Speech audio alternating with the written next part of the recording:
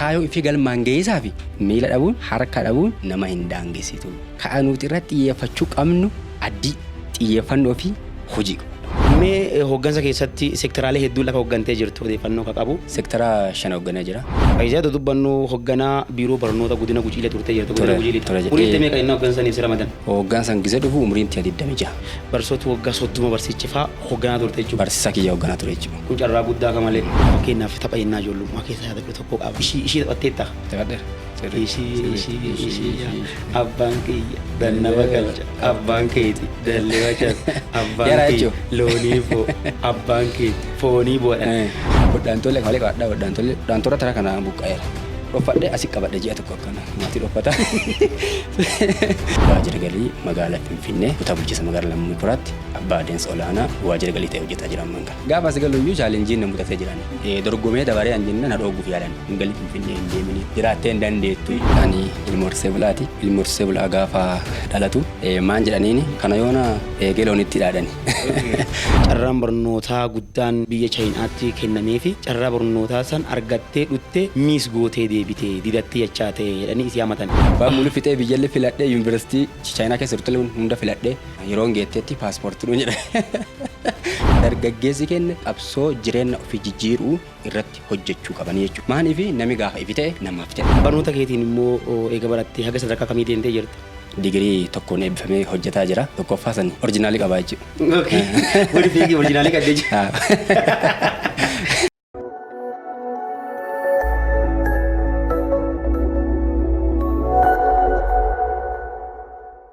Yoo akkam jirtan kabajamtootaa fi daawwattoota akkanuma lammummaatiin Mijuu Podcast akkuma tanaan qaraa deebi'ee dhufee jira. Tanaan qaraa akkuma isinitti dubbataa turre Mijuu Podcast dhimmoota ijaarama hawaasummaa fi diinagdee kolbaateen irraa hojjeta jennee waadaa isinii gallee jirra. Kana godhiisaaf immoo keessummoota garaagaraa bakka kana yaamne kaane wantoota diinagdee fi hawaasummaa keessaan kennaan wal qabatan irraa dubbanne isin barsiisaa waliin bashannana irraa barataa akka deemnuu fi waadaa isinii gallee turre. Hardhallee akkuma tanaan qaraa kaan keessummaa jabaa tokko as isinii yaamnee jirra. Keessummaan jabaan nuti addaasii isinii yaanne dargaggeessa lafaa dhufa. Dargaggeessa lafaa dhufaan kun jiruuf jireenya haga ammaa jiraate keessatti maan dabarsee jira. Maan immoo waa isarraa eegama caasaa hawaasaa keenya keessatti jiruuf jireenya kolbaateennaa dhugumaan reyaaliitiin lafa jirtu san kam tuqee kam adoon tuqeen keessa fulla'ee asiin bahee jira. Ka jedhu irratti dargaggoo Geetuu Neenqoo Waaree malkaa sooddaarraa finnee isinii affeerree jirra. Dargaggoo Geetuu Neenqoo Waaree. Anaaf akkanuma immoo maatii Mijuu Podcast kabajjee bakka kana waan dhagganteef galata guddaa qabdaa yooyya. Yooyya isinis galatooma waan affeertaniif. Ispoonsarri kabajaa sagantaa aadaadhaa Mijuu Podcast Girjaa Integrated Rural Development Associationidha. Aannan kana fuuna.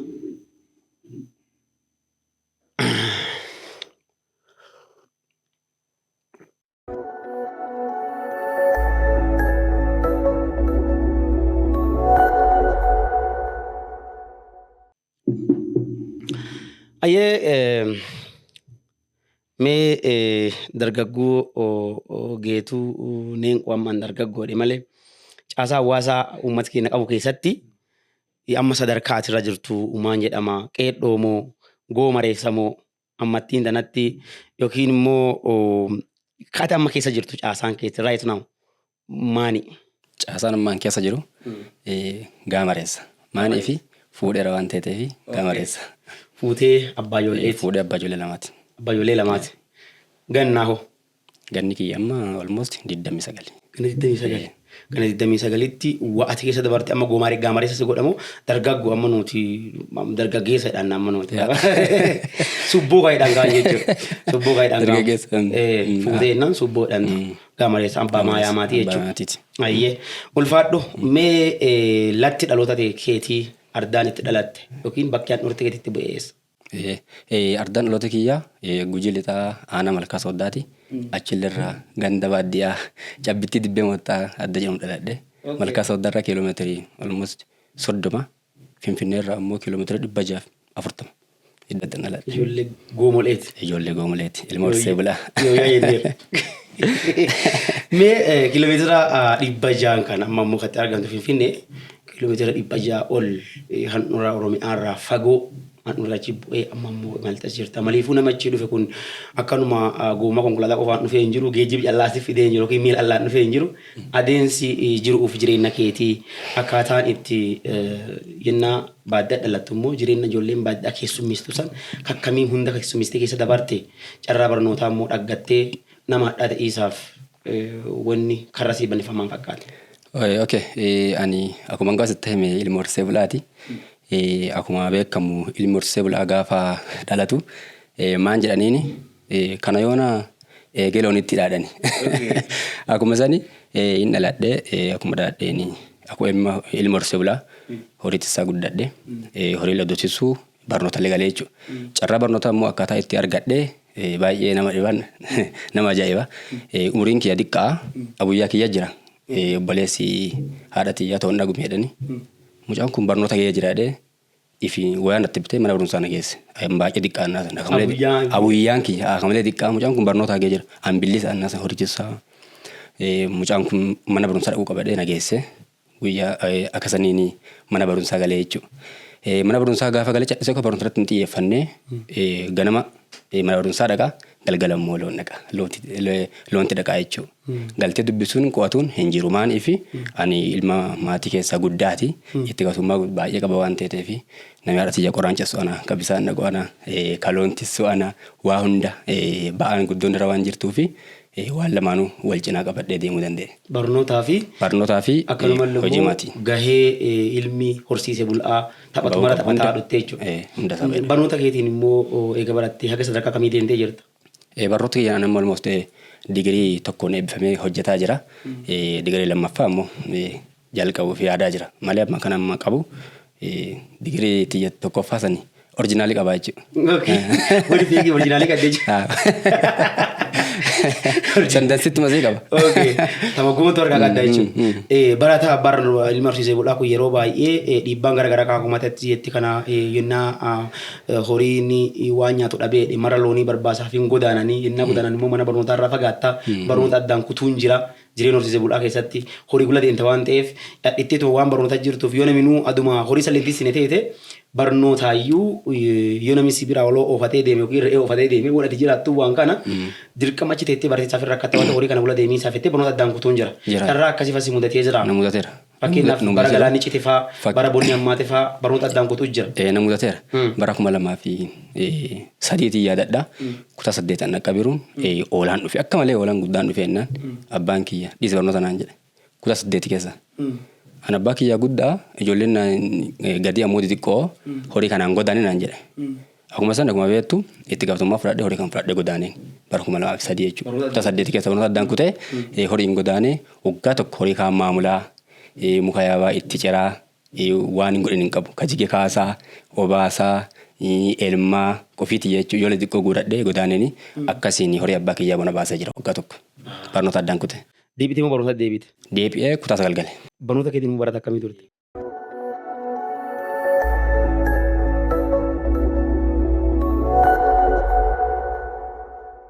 Kutaa 9 gaafa galu ani gaafa kutaa 8tti akkasii horiin godaanu sani baay'ee barnoota jaaladha duraanu.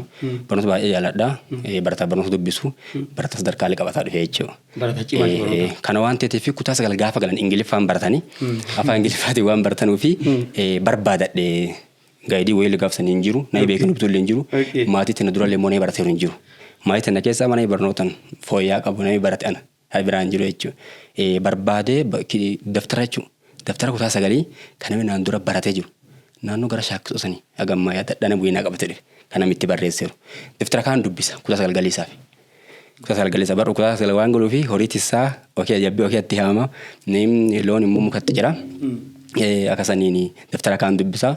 Adoo yaadu waggaan tun xumurantee kutaa 9 galee jechuudha. Kutaa 9 gaafa galu dubbisee jira waan guufuu fudhadhe kan dubbisee jira hinti xiqqoosii qaba barnoota kiyya jalqabee jira maanii fi sodaanna yeroo san Ingiliffa waan ta'eef karaa afaan Oromootti waan barannuu fi akkasanii itti qophaa'ee kutaa 9 kiyya seenee jechuudha. Faayidaa dubbannu hoogganaa biiroo barnoota godina Gujiilee turtee jirta godina Gujiileedha. Umuriin ta'e meeqa innaa hooggansaniif sira madan? Hooggansan gisee dhufu umuriin ta'e 26. Nama waggaa 26tti hoogganaa biiroo barnootaa barsoota waggaa 30 barsiichifaa hoogganaa turte jechuudha. Barsiisaa kiyya hoogganaa ture jechuudha. Barsiisota kiyya deemtee hooggante kun carraa guddaa kamalee taalentiillee ilmi namaa illee akkanuma ta'e uuman. Tana. Mee hoggansa keessatti sektoraalee hedduu lafa hoggantee jirtu odeeffannoo akka qabu nuti nama walirra beennu mee qormaata hoggansa keessa jiru hoggansattuu dhufiisaaf carraa ati dhaggatti carraa akkamii fakkaata? Ani dirree barnootarra eegii gara hojiitti deebi'ee eebbifameeti gara hojiitti gaafa galu kallattumaan deemeen qaxarannee jechuudha. Galee eebbifamee gaafa galu kolleejjii dhuunfaa barsiisuu jalqabee jechuudha. Haa ta'u hoggansa dhufiniin Barsiisa kolleejjii deeme? Barsiisaa kolleejjii ture.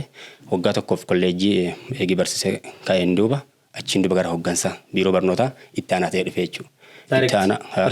Barsiisummaarra itti aanaa biiroo barnootaa ta'ee achiin duuba gara itti gaafatamummaatti dhufe biiroo barnootaa ji'a 8 duuba gara itti gaafatamummaatti dhufe achis iddoo hojjetaa jiru gara seektara biraatti dabaree jechuudha.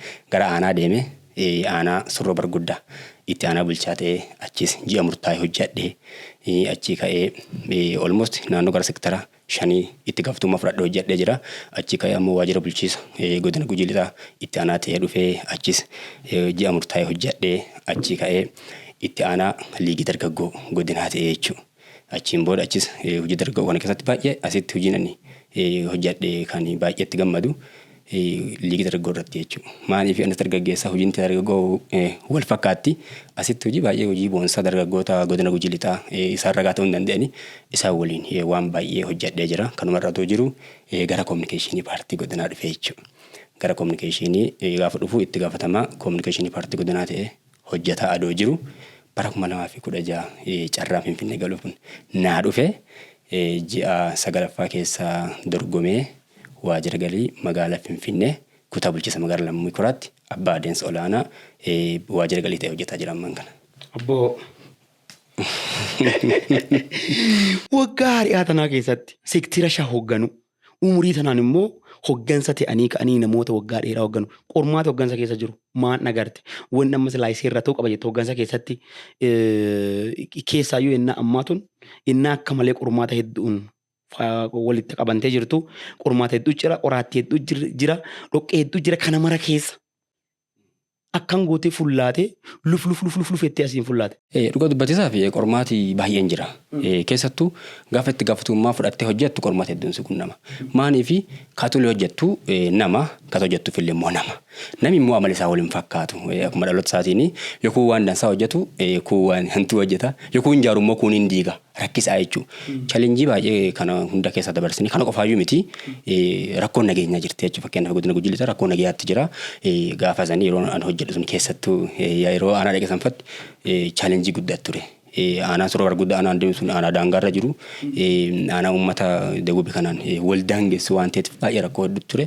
Achi keessatti lubbuun namoota baay'ee baatee jirti. Achi keessatti immoo waaqni na gargaaree achillee baay'ee gara godinaatti dhufee hojii hojjetaa ture jechuudha. Gaafa gara godinatti ol deebi'ee dhufu akkasuma hojii makiyyaa kennaa deema. Haa ta'uuti as keessatti immoo wanni an baradhe wanni an beekuun ifitti an beeku amala hin qabu jirti jechuudha. Amala summaan obsa. Obsaa lammaffaan immoo xiyyeeffannaa hojiiti. Obsa qaba chaalenjiin fedhee yoo jiraate namni akkamii hamaallee yoo na qunname amala isaa danda'ee waliin hojjechuuf immoo dandeettii akkasii waaqinaa kennee jira. Inni lammaffaan immoo xiyyeeffannoo. Xiyyeeffannoo gaafa san jedhu cadhicha qofa ilaaluu miti hojii natti kennan irratti xiyyeeffadhee itti gaafatamummaa kiyya ba'a jechuudha. Kun immoo akkaan qormaata kana injifadhee asiin bahu na tolchee jira. Ati amma yennaa hedduu yennaa allaalu amma warri hoggansaa keessa jiran kun namni gara hoggansaa dhufu yookiin immoo itti gaafatamummaa wayii yennaa namatti kennamu garee wayii jirti garee addaan qodantee kuun hin jajaa kuun immoo hi'arrasa kuun immoo qolaa hedduu itti ka'a garuu immoo geetuu mororlees nami hedduun hin jaallata. Geetuu nama hedduu jaallata nama isa lolu dhaggitu nama sooshaal miidiyaa kanarra baay'ee isa arrasu dhaggitu. Qolaa arrabaa hedduu hoggansa seektiraalee 5 hoggante kana keessatti umurii kanaanii namni hedduun footoo wal garagalchee wal maxxansee jira. Ati immoo haga ammaa qolaan lolaa fi arrabaa sun simmuu danne garee gamaaf gamanaa keessa illee. Icciitii isaa maali?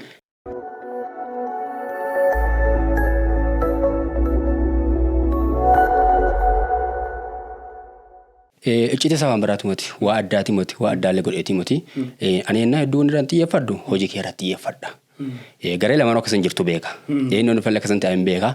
Haa ta'uuti tanaan asuma qabadhee an jidduu keessatti waan irratti hojjedhu hojii xiyya qofaa jechuudha. Waan irratti xiyyeeffadhee gula deemu wanni hojii an dhaggeeffadhu baay'inaan immoo keessa kee dhaggeeffadha. Hojii hojjedhaa keessa kee dhaggeeffadha xiyyeeffannoodhaan waan deemuufi garee lamaanuu keessa hin jiru ani. Garee an keessa jiru garee takkatti. Garee tamii garee hojii keessa jiran. Garee hojii keessa. Garee propagaandaa teelegiraamii walirratti ijaarrantee garee san keessa hin jiru. Nadeeggara dargaggoo lafaa dhufaa nama yeroo of bakki barbaadu jedhanii kasi jechuun. Kaalli hunda keessa hin jiru ani. Kaalli hunda laalee isa malee keessa hin jiru ani. Namoota waa hantuu hojjetan immoo keessaan hin gorsa. Sirrii mootii walarra siinaa walitti handuulinaa jedhee ittiin gorsa. Sani alatti immoo ati kana arrasii kun kan arrasuusi garee unnaa waan jedhu guyyaa tokko keessa galeen beeku gareen tiyya immoo hojii qofa. Garee hojii jettu immoo icciitii kanaan keessa dabarsa. Icciitiin kiyya kana. Kanaafuu waan garee kanaa kaa uumuu dhiisaati hojii ofarratti xiyyeeffattanii jennaan akka geetu milkaa'asii immoo dandeettu. Jalaa baatan jechuudha. Mee hoggansarraa aga turte kanatti immoo hoggansa dhufuunuu wayyee carraa guddaa. Ati immoo chaalenjiiwwan hoggansa keessatti si qunnaman keessayyuu yeroo hogganaa biiroo barnootaa turteetti waan si qunnaman barsoota waggaa 40 ol barsiichee jira 30 ol barsiichee jira biiroon barnootaa immoo bakka hayyooti hedduun keessa jiran warra cadhiseetuma harka dhaayisaan dhufee moti nama yoo diqqaattee kitaabilee hedduu dubbisee waa itti hojjetu sanitti morollees warra beekumsa qabantu achi keessa jiran. Ati immoo hayyoota hogganaa turte yennaa hayyoota hogganaa turte sanitti qormaatawwan sii mudatan ka'ati yennaa yaadattu itti gammadduuf itti gadditu fa'ennaa jiraatan. Dhugaa dubbatiisaaf hojii waajjira barnootaa keessatti hojjedhe keessatti waa itti gaddu tokko illee hin qabu jechuudha. Hundi isaatu na gammachiisa. Maaliif jennaan hayyoota waliin ooltaa hayyoota waliin hojjettaa jechuudha. Keessattuu namoota achi keessa turan barsiisaan na barsiisee jira jechuudha. Haga gadiitti jiran waan ta'eef caasaan barnoota haga gadiitti jira waan ta'eef jiran jechuudha warroota na barsiisanii turan. Haa ta'uuti baay'ee wal kabajna baay'ee wal jaalanna. Anis umuriin xiqqaa ta'u malee hojiirratti xiyyeeffadha. Hojiirratti waan xiyyeeffadhuuf tattaaffii waan qabuu fi guddoo na jaalatanii guddoo na jajjabeessanii na gorsaa alla isaan gorsaa hojii baay'ee waliin milkeessine jirra. Keessattuu yennaa ani waajjira barnoota hogganu sani chaalenjiin qunnamee ture bonni dhufee ture. Bonni gaafa dhufu barattooti mana barumsaa dhiisuun warri godaanaan harcaatiin barattoota baay'ee jiran jechuudha. Gaafa sanii hayyoota achi keessa jiran san fayyadamee riisarchii wayii hojjenne.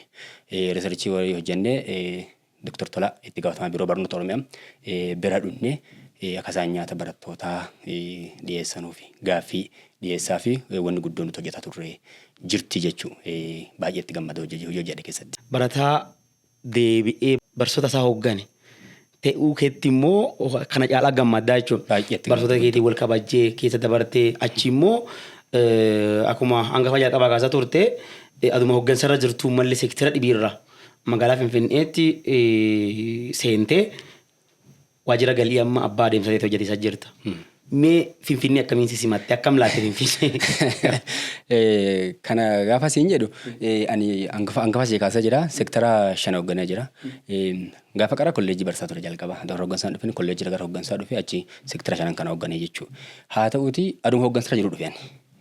Hoggansarraan buune guyyaa tokko adoo hoggansarra jiru seektara 5 kana as tare achi tare as tare hojjetaa adoo jedhu carraa kan argadhe jechuudha. Carraa kanallee gaafa argadhu hoggansarraa dorgomeetii kaasee argatu danda'ee qormaata asuma dhunnee fudhanne yuunivarsiitii Finfinneetti qormaata qorannee qormaata kaan milkaa'ee dabalee asii galuu danda'e jechuudha.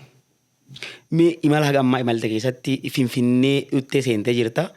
Angafsi gaafadhee ture na jala dagatte mee Finfinnee akkamiin simatte gisa dhutu Finfinnee akkamiin laalte simannaa Finfinnee jiruuf jireenyi garagara structurein jiruullee garagara waan ta'eef waan simuun mudate asitti waa achi baratte waan beektu aadaa haaraa dhufte waan ta'eef community haaraaf aadaa haaraa dhufte waan ta'eef Finfinnee akkamiin simatte. Dhugaa dubbatisaa fi gaaffatan sana gaafatte gaaffii ayyannaa mara halchu maaliif jennaani gaafa as galu iyyuu chaalenjiin na mudatee jirani dorgomee dabaree an jennaan hadhooguuf yaalani hin galin Finfinnee hin deemini jiraattee hin dandeettu akkamiin jiraachuu hin dandeenye jedhan ati fa namni ilmee qabu namni ilmee lama qabu haadha manaa qabu kan itti gaafatamummaan maatii baay'een sirra jirtu Finfinnee akkamiin waan hin yaaddanne kun dhisi damoos warraa meeqaa naan jedhan damoos warraa 50 gadi hin ta'e yoo 50 ta'e sin jiraachisu kunaan jedhan. Kiyya gardamus warri xiqqaa malee nama bisa nuti jennaan yeroo hedduu wanna ifittaa gammadu keessa kee dhaggeeffadha. Keessa kee dhaggeeffadha gaafa siin jedhu dubbii namaallee dhaga'u adoo hin ta'ini tana maallee fudhadha. Persentii 75 ammoo tiyya dhaggeeffadha. Maaliif xiyyanna baasa waan ta'eef dhiisii hin deeminii naan jedhani hin deemaa. Kana gaafa jedhu ani Finfinnee waan dorgommiin sun qofti dhuttee miti kan gale. halchaasii qaba duru kaayoo qaba. Hojii Finfinnee galee hojjatiisaa hin qabu duru haa galullee beeka. Carraan kun gaafa dhufullee waaw carraa kiyyaadhee dorgomee dabaruu danda'een gii dhufellee ani waan hin danda'a jedhee fi hin danda'a jechuu jiraachuu. Because namni tokko gaafa hirriibaa ka'u ganama innaa hirriibaa ka'u wanti tokko qabanii waan qabu jira aadaan tiyya qofti kan namni tokko hin beekne. Ganama innaa hirriibaa ka'u geetuun neen qadhee ka'a.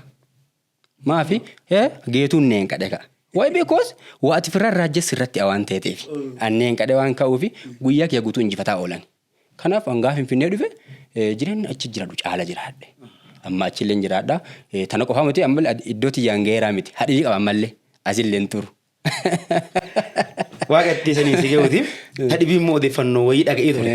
Inni maan jedhaa carraa guddaan tokko kennamee fi akka godina Gujii lamaanirra nama tokko qofaaf kenname carraan suni. Carraa san ka godina Gujii lixaa geetu neenqoo kana dhaqqabe. Carraan lammaffaan immoo godina Gujii bahaatti dargaggoo Bellelloo dhaqqabee ture. Carraan barnootaa guddaan biyya Chaayinaatti kennamee fi carraa barnootaa san argattee dhuttee miis gootee deebitee didattee jechaa ta'e jedhanii isii hamatan. Carraa barnootaa guddaadhaa san geessan maaf miis gootanii maalti chaalenjii itti ta'eeti miis gootanii.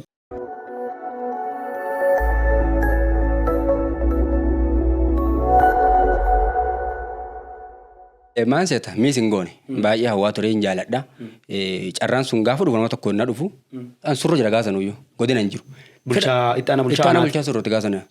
Fedha waan qabuu fi dhagee carraa kan bilbilee warra godinaa gaafadhe. Kiiloomeetirii 30 godinarraa dawalee gaafadhe akkana dipaartimentii keetti waliin fakkaatuma hinaan jedhan. Ta'uutii ani dorgomaa jedhee dookumentii godhe fedha waan qabuufi.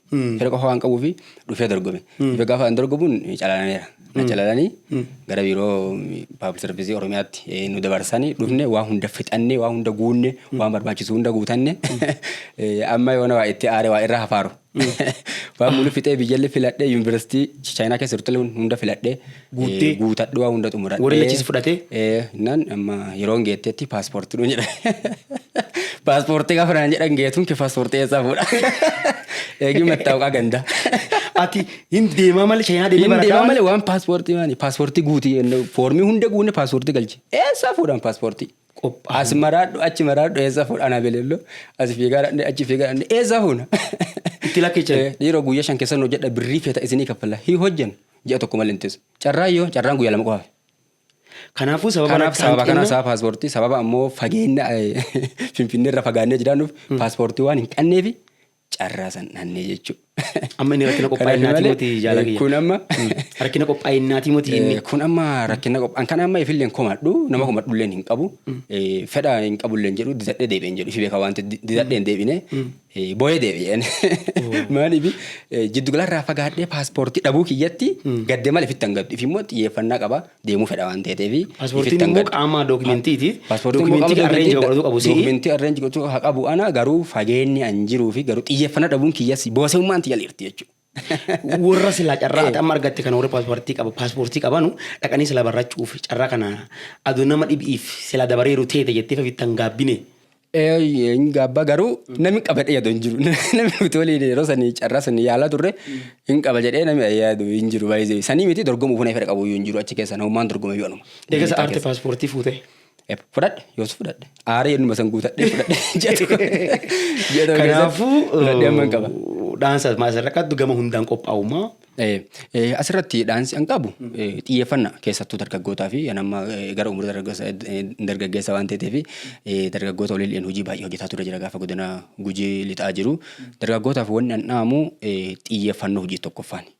Xiyyeeffannoo hojiiti. Xiyyeeffannoo hojii inni lammaffaan immoo xiyyeeffannoo ifiiti.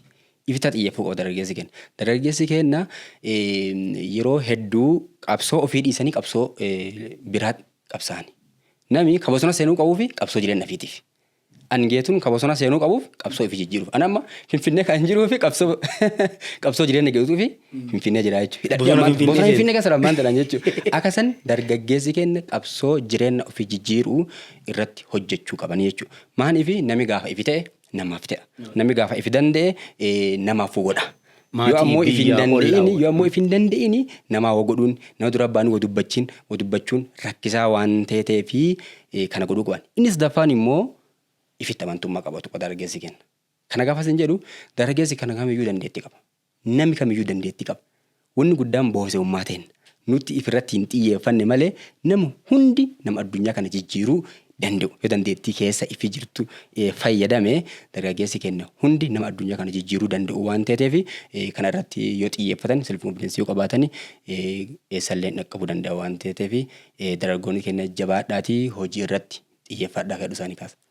Dhageettaniittan dargaggooti keenya xiyyeeffannaa ifi keessanii kenna yennaa ifirraa hojjettan wanni isin hojjettanii hin dandeenye akka hin jirre dargaggeessi umurii diqqeennummaa kanaatiin bakka gara garaa bu'ee cabee ka'ee hojjete isinitti himaa jira waan ta'eef akka fudhattan abdii guddoo qaba.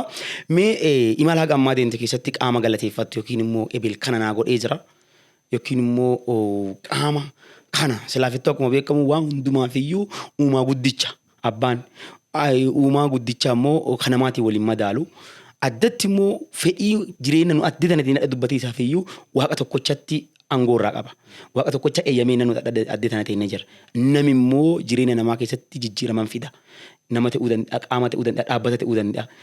Imala keetii haga ammaa keessatti ispeeshaalii barnoota keetiirraa kaatee haga hoggansa seentu hoggansaa kaatee immoo haga dhuttee sadarkaa olaanaatti mootummaan namatti amanu teetee galii mootummaa kana nama walta qabuutti qaama yookiin galateeffattu appirisheetii gootu.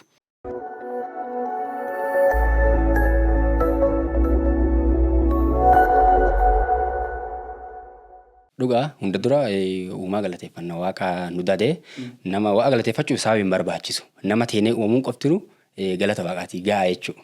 Dirqama waaqa galateeffachuuf mana dansaa qabaatu hin qabdu, makiina dansaa qabaatu hin qabdu. Fayyaa qabaachuun kaatee deemuun nyaattee dhuguun qotti hin gahaa jechuudha waaqa galatu jedhu. Itti aansee ammoo kan galateeffadhu haadha abbaa kiyya. Haadha tiyya Ganeshoo Gumii abbaa kiyya Neenqoo Waaree baay'ee isaan galateeffadha. Maaliif isaan galateeffadha? Addee an jiru tanaaf sababii guddaan isaani. Isaan maatiin baratani. Maatii baratanii miti garuu akka maatii barataniitti na guddisanii akka maatii barataniitti na barsiisanii waan an dhabe hunda na gargaaraa deeman. Itti aansuudhaan achi keessatti abuyyoottan qaba. Abuyyoottan jajjaba qaba. Abuyyaa abbaa jedhama. Abuyyoottan jajjaba qaba. Adda ta'aa dhaqqabuu fi tokkoffaa jaldeessa muudaa nama jedhamu jira. Obboleessa haadha tiyyaati baay'ee isa galateeffadha. Baay'ee na deeggaree jira. Inni lammaffaan immoo Tawwannaa Gumiiti. Isaan lamaan abuyyoottan tiyya addee an jiru tana keessa ashaaraa qabanii jechuudha. Harki isaanii keessa jira baay'ee isaan galateeffadha. Kaan immoo hawaasa keessa dhadhalli baay'ee biratti jaalatama qaba. Isaan biralleetti baay'ee fudhatama qaba. Achilleetti yeroo baradhu gizee nama malka soodda baradhu illee barata amala qabeessaa barata barumsa ofirratti xiyyeeffatu barata amala biraa qabu miti. Haga dandeetti fakkeen dhaloota na duubaati hin ta'a jedhee yaada. Achi darbee immoo eegi gara hooggansaatti dhufee as dhufuuf immoo koreen godina Gujii Lixaa. Waan baay'ee waliin hojjetaa turre jirra rakkoo bacaa keessa waliin dabarree jirra akka asaan dhufuuf immoo waan baay'ee na deeggaranii jiranii itti aansuudhaan dargaggoota godina Gujii Lixaa baay'ee isaan galateeffadha. Gaafa an dhufu gaggeessa hundanaa godhanii hooggansa godina Gujii Lixaa waliin ta'anii kabajaan achi na baasanii asiin na dhaqqabu kana isaallee gatii keessaa qaban ka jedhu. Galata keetiin dhaqqaba. Daarekti karaa Mijuu Poodkaastii waan ta'eef isaan immoo Mijuu Poodkaastii bananii ilaalanii sabskiraayib goonaan galata keetii yoosuu dhaqqaba. Yoo sagantaa dhaqqaba. Mee hooggansa keessatti ati nama umurii xiqqaa kanaan hooggansa keessa turtee jirta. Sektiraalee akkuma asii kachi sektira hedduu hooggantee jirta waan ta'eef mee hooggansa keessatti hooggansa addunyaa tanaa keessa jiru hayyoota addunyaa tanaa keessa jiran keessaa hayyuu kan dinqisiifattu yookiin hooggansa kan dinqisiifattu. Hayyoota akka addunyaatti nama dinqisiifadhu Mahatmaa Gandiidha. Mahatmaa Gandii sababii an dinqisiifadhuu fi nama dhuunfa isaatiin jalqaba yaaduu nama biraatti himini qabsoo karaa nagayaa dhuunfa isaatiin jalqabee biyya Hindii milkeessuu nama danda'e jechuudha kanaaf dinqisiifadha. Inni lammaffaan immoo Niiki nama jedhamu baay'ee dinqisiifadha. Niiki jechuun nama harka hin qabne nama miila hin qabne garuu waa hunda qaba. Harka hin qabu miila hin qabu rakkoo tokko illee hin qabu. Itimiin waa hunda danda'a jechuudha. Tokkoffaa wanni beeku keessa bishaan daakuu beekaa. Xiyyaararraa gadi bu'uu beekaa. Teenisii taphatuu danda'a. Makiina oofaa ammaan tana abbaa maatii ijoollee afuriitii jechuudha. Baay'ee isa dinqisiifadha. Isarraa maan barannaa murteessaanii miilaaf harka dhabuu adoon ta'inii yaada dhabuu akka ta'e. Yaada dhabuu akka ta'e xiyyeeffannaa dhabuu akka ta'e hubadhaa jechuudha. Kanaaf baay'ee isa dinqisiifadha. Maaliif ifirratti xiyyeeffate ani hin danda'a. Ayikaan jedhee waa hojjetee fi milkaa'ee asiin bahuu danda'e jechuudha. Waan namni fayyaalessi hin dandeenyu hunda danda'anii baay'ee Kanaaf isa dinqisiifadha. Baay'ee Nikolaas yookiin immoo Niiki nama hedduu addunyaa tana gubbaa jechoota nama onnachiisan kana dubbatee isaan beekamu. Gama dhibiin immoo hujatee nama agarsiisee jira. Harkaa fi luka baay'ee uumamaa harkaa fi luka illee kan lammii Awustiraaliyaati. Magaaluma Meelboorniitti dhalatee nama guddate. Nama miidiyaa hedduu birallee jiru. Nama harkaa luka illee kan garuu immoo namoota harkaa luka qaban hunduma isaaniirraayyuu dubbumti isaatu akka malee mi'ootti. Motivational speakeridha. Mee jechoota isaa keessaa waa inni motiveet ittiin si godhe keessaa tokko akka itti dinqisiifattu. Akka isaan dinqisiifadhu haa tolche jecha tokko jira kan akka malee yeroo hunduu maan jedhaa kaayoo fi galmaan geessaa fi harka dhabuu yookaan miila dhabuun nama hin dhooggitu jedha. Kaayoo fi galmaan geessaaf miila dhabuun harka dhabuun nama hin daangessitu. Ka'a nuti irratti xiyyeeffachuu qabnu addii xiyyeeffannoo fi hojii qofadha. Jecha kanaan isa dinqisiifadhaan. Baroota guddaarraa fudhadhe. Baroota guddaarraa fudhadha. Yeroo hedduu viidiyoo inni hojjetu baay'ee ilaalaa jechuudha. Namoota addunyaa kana gubbaa immoo adoo dhalachuu iyyuu dhabanii. Namoota bebbeekamoo addunyaa kana gubbaa adoo dhalachuu dhabeeta jettee nama dhalachuu isaatti gaabbitu. Waan badaa hojiira nama jettu. Eeguuti gaabbita sana gaafattee haa ta'uuti garuu nama waaqa uuma waan ta'eef dhiisa dhalatuuti. Dhalatuu isaa hin jibbine garuu namni ani jibbu. Hoggansa keessatti yaa. Hitler. Adolf Hitler. Hitler in Jarman waan baay'ee hojjetee jira. Nama baay'ee gara jabeessa waan ta'eef inni nattan tolu. Garuu haa dhalatuuti. Waaqatti uuma waan ta'eef dhalatuu dhabuu isaa hin jibbine garuu hojii isaa jibbeera. Adolf Hitler immoo nama garaa lafa malee jabaata. Nama guddoo badaati. Keessaayyuu yeroo namoota ajjeesaa ture san namoota hiriirsiseeti kan inni qaban. Nama naasuu nama hin qabne. Hammina isaa ibsiisa faranjooti yeroo wayii wanni inni godhe guddaani nami jaartii wayii kadhatteedhaan haati olfaa mucaa kiyyaa abboo na ijjeesini kanumallee dhalu jennaan akkanumallee deebi'ee duuba na ajjeettaa jettee siin kadhatteen akka malee gaddee fi hiriirisii ga'eennan shanaffaarraa hiriirsi. Gara duubaa deebise. Waan kana bakka wayii dansaan hojjete. Bakka garjabeennummaa isa harka akkasii madaalan inchi ari'aa sanii kenna jechuudha. Wanni ifaan. Nama baay'ee gara jabeessaati. Kanaaf isaa namni hin jaalanne. Ayyee nami dadansaan waan dadansaa hojjete dansummaa addunyaarra beekama qaama waan hojjete immoo ammeenna addunyaarra beekama ati immoo dargaggeessa ammallee hojjetee hin quufinii fiiddee fixattee hin jirtu. Mee gara duraatti waan karan na eegatte waan tilmaamtu fa'a waan inni fasirraa eeguu dandefa gara duraatti maan ta'etti yaaddamme ammaan duuba.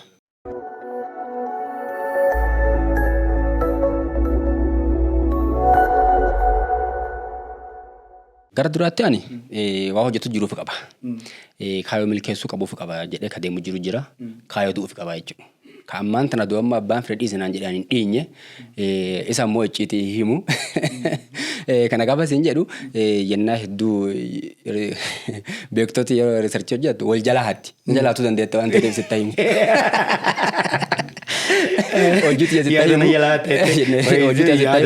Hojjetu asitti himu haa ta'uuti garuu waan baay'ee milkeessuuf karoorfadhee jira. Isa kana ammoo humna waaqaatiin hin milkeessa jedhee yaada.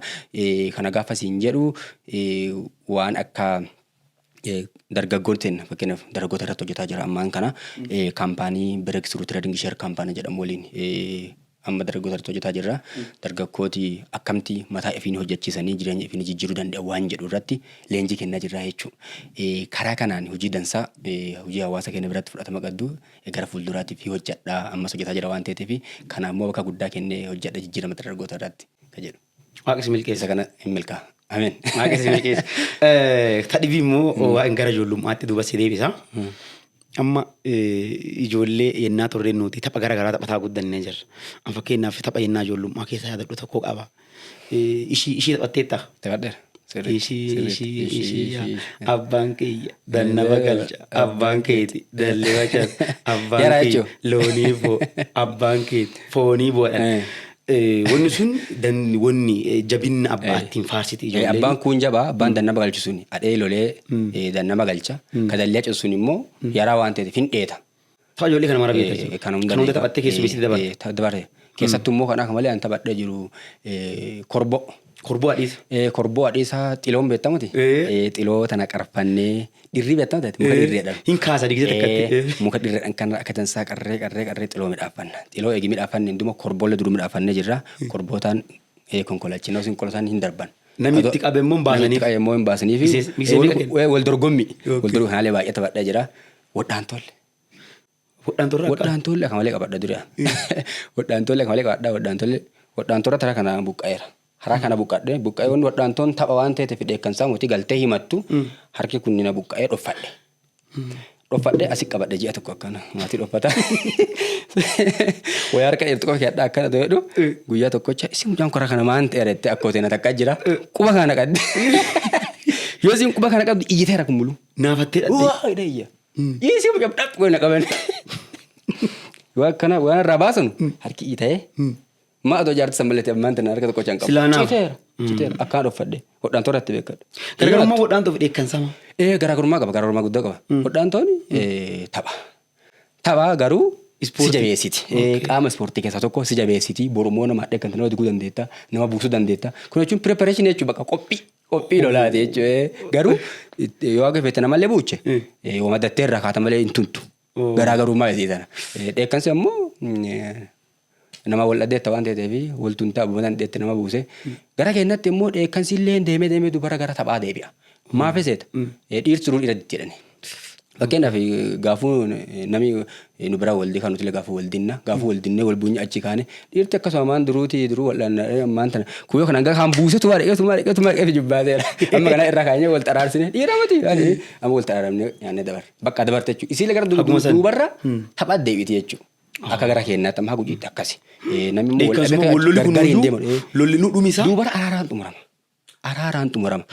Taphate aduubarra maaniif dhiirti wal tuunfattee arganii baatu aadaan dhiiraa duruu wal dheekkanti duruu wal dittillee tokkochumatti dikamaa waan ta'eef fedhanii kaani gootummaa guddoon kennan. Duruu waan jiraatu waan ta'eef gootummaan kennanuufi kan keessallee gootummaan kennanuuf kaani ammoo gadhummaan kennanuuf dheekkamuu isaatu jenna waan ta'eef. Garaa waan qabuuf dheekkamee waan ta'eef. This is international acceptable no. Ammattiin tan addunyaa tana gubbaatti waraana guddaa dhala namaa lafarraa fixe. Waraanni gurguddaan dhala namaa lafarraa fixe. Waraanni addunyaa tokkoffaan waraanni addunyaa lammaffaan akkanuma ka biyyaa ka waliin civil wariin kunillee hedduu isaa dhuma araarumaan dhumata. Kanaaf garaa walta jabaatti haga dhumaatti waliin balleessu. Waliin balleessu bakka achiin dubaati bakka hiriyaa achiin duba deebitee waliyyuun adduyyuu nama sanii. Jaalate bakka jaala bakka. Haga waliin addu bakka golee dhaggite bakka wal dhaddee kaa wal xaraarante bakka dabare. Warra haga waliin dhaggini yeroo mara waggaa 50-60 wal lolaa jechuudha. Kana warra haga waliin. Waa dirgireet haga waliin dhagganii jira haga amma. Haga amma nama waliin keessa immoo uummatillee rakkoo dhibiif rakkoo gurguddaaf waan amma dhaggaa jiru waan ta'eef mee yennaa lolaa waan gara dhufaa si deebisee waan wadhaantoo saniini wadhaantoo tanafaa nama qabatu sodaatu jira yookiin immoo dheekkansa kana faayinaa nama sodaatama nuti muka sitti donkoree kun dimbarii keeti namni muka kana buqqisee gateetti yoo ta'e buqqate dimbarii isaa buqqate ani achiin duuba gara lolaa jijjiira. Waan sama taatee sodaate koreensi kolaachen. Akkasuma innaa maafi nuuni tapha yoo kun dheekkamallee sifaani nuufi. Nuti itti gammanna adoosaa wal dheekkamanii ta'an nuti amma. Maangoon isa baay'ee nama waltan qaatu dhanfaa malee billisaa isaati nama kadhaa tokkaatiin beetta. Nama billisaa ho'iiti maangoo nama waltan dhaquu fedha malee nama waltan dhaquu maangoodha akkana gosa raara miila. Miila akkana lafarra saraara asillee saraara kuwwasi dhaabbata minama jannata tan balleessaadha. Sararasa. Sararicha hangaa warra kun utaal jajjarraa isaa taleetti miila mokiyya balleessa allee keessa balleessa maqee balleessa hangaa wal eeggame achiin duuba itti gammadda jechuudha. Achiin duuba itti gammadda bakka. So wanni gaafa ijoollee nuti godhaa turre hedduun isaaniiti waan sadarkuma addunyaatti jiraati. Mee dhumarra amma sagantaa keenya walii qabataa deemna. Mijuu poodkaastii haga jalqabee amma almost ji'a 2 guutii isaa fideemaa jira. Lakkoofsiisaa jirra keessummaa hedduu yaamaa jirra. Haga amma ilaaltanitti mijuu poodkaastii maal fakkaata? Dhugaa dubbatisaa fi mijuu poodkaastiin umurii xiqqoo qaba. Umurii xiqqoo qaba garuu kaayoo inni qabatee ka'e waan xiqqoo miti waan guddaa jechuudha. Miidiyaan kun aadaa, seenaa, safuu uummata keenyaa bal'inaan nama keessa beeku asitti yaada irraa fuudhaa uummata keenya biraan gahaa jira waan ta'eef gamanuma miidiyaa kana baay'ee isa galateeffadha baay'ee isallee appreciate godha namooti subscribe godhin jirtanulleen akka waa amanni dhisan gootanu subscribe nu godha like share gootanu miidiyaa dansaa miidiyaa irraa waan baca barattanu aadaa uummata keenya aadaa uummata Oromoo gadi qabee sirriitti barsiisa waan ta'eef miidiyaa umurii xiqqaa qabu garuu kaayyoo guddaa qabatee lafaa ka'ee jira waan ta'eef yoo hordottanii dansaa.